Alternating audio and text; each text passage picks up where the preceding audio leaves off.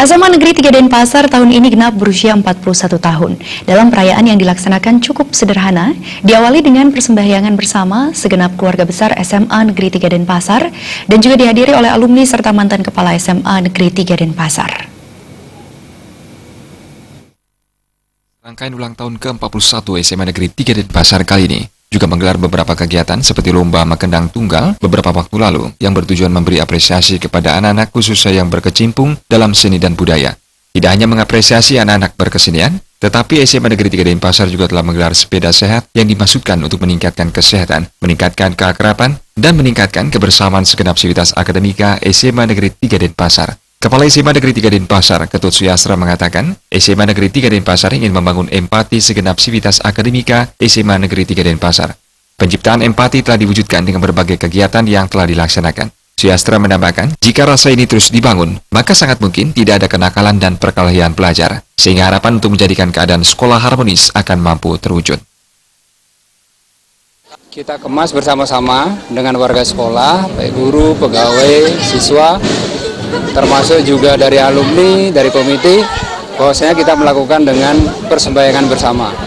Jadi intinya sekali adalah ulang tahun ini adalah sebagai satu catatan bagi kita semua, apa sih yang sudah kita lakukan dan apa yang mesti kita lakukan ke depan. Jadi dengan bersembahyang bersama, mohon doa restu, dan sekaligus apa yang kita lakukan ke depan bisa berjalan dengan baik. Kegiatan serangkaian HUT SMA Negeri 3 Denpasar yang ke-41 juga melibatkan OSIS SMA Negeri 3 Denpasar. Sejak sebulan persiapan dilaksanakan untuk mensukseskan HUT SMA Negeri 3 Denpasar. Kita sudah laksanakan dari 1 minggu yang lalu, yaitu kegiatan Duta Trisma, kegiatan bakti sosial, ada yang namanya Trisma Berbagi, selain itu ada kegiatan jalan santai. Nah, selain itu, tanggal 14 kemarin kita mengadakan beberapa lomba seperti lomba dari Koperasi Siswa, Entrepreneurship Trisma Competition, ada EPT, yaitu eksibisi pelajar Trisma.